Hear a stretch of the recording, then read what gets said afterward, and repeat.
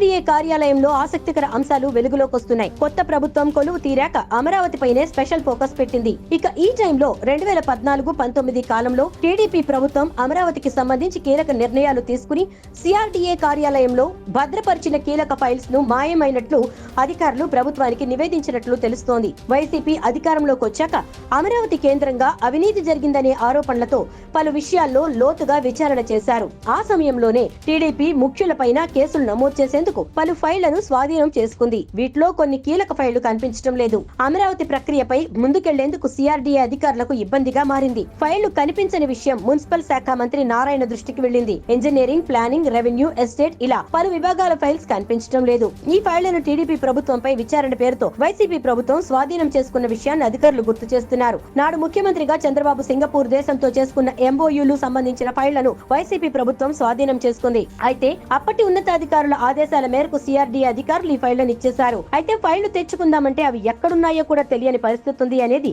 ఇప్పుడు తెలుస్తోంది. ఇంతకు ఫైల్స్ ఉన్నాయా, మాయమయ్యాయా చూడాలి.